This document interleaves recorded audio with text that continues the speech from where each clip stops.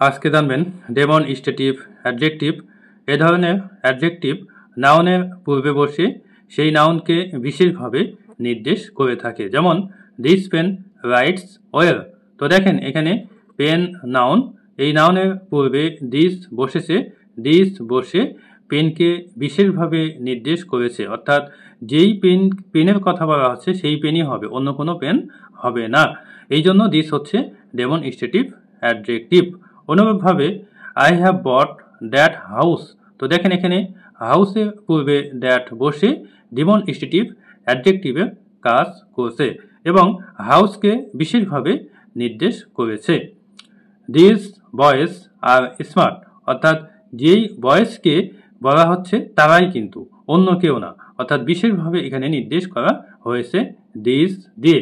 যেহেতু বয়েজের পূর্বে দিস বসে বয়েজকে বিশেষভাবে নির্দেশ করেছে, তাই দিস হচ্ছে ডেমনস্ট্রেটিভ অ্যাডজেক্টিভ।